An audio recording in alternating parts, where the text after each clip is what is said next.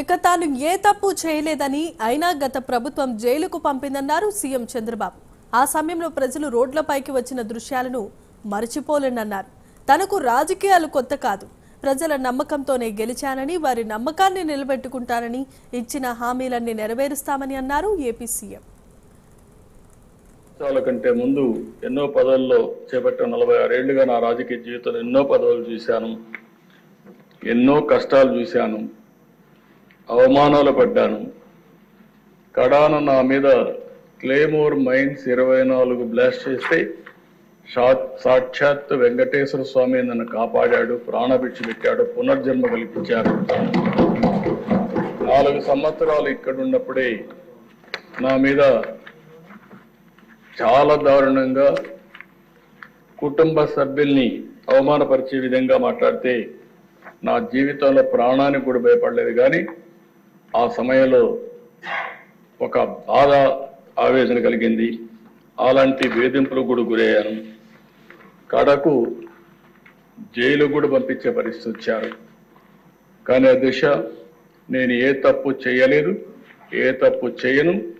అనుక్షణం ప్రజల కోసం పనిచేస్తా. ఇలాంటి ఇబ్బందులు పెట్టినప్పుడంతా కూడా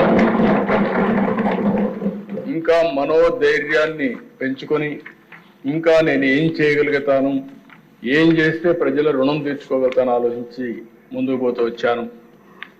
చాలా అరుదైన సంఘటనలు నా జీవితంలో చూశాను. నేను జైల్లో ఉన్నప్పుడు 53 రోజులు మీరు చూశారు దిశ. 80 దేశాల్లో తెలుగు వారు 53 రోజులు రోడ్డు మీదకి వచ్చి ఎక్కడికక్కడ పోరాటాలు చేశారంటే అది నా జీవితంలో ఎప్పుడూ మరిచిపోలేని సంఘటన అని చెప్పి కూడా నేను మీకు తెలియజేస్తున్నా. అందుకని ప్రజలు మనకిచ్చిన స్థానాన్ని ఎవరు చెరపాలన్నా చెరపలేరు. అందుకని ఈరోజు మీరు చూస్తే 4వసారి ముఖ్యమంత్రి. ఇది అరుదైన అనుభవం. 4వసారి ముఖ్యమంత్రి అయ్యాం. అవినీతి, డబ్బులు కానీ, కులం కానీ, మతం కానీ, ప్రాంతం కానీ, వర్గం వంటి అంశాలు తీవ్రంగా ప్రభావితం చేస్తున్న ఈ రోజుల్లో నా మీద ఈ నమ్మకం పెట్టుకున్నారంటే అది నా జీవితంలో ఎప్పుడు మరిచిపోలేనని చెప్పి కూడా నేను మీకు తెలియజేస్తున్నా. అధికారం నాకు కొత్త కాదు, సీఎం కుర్చీ అంతకంటే కొత్త కాదు, కేంద్ర రాజకీయాలు కూడా నాకు కొత్త కాదు.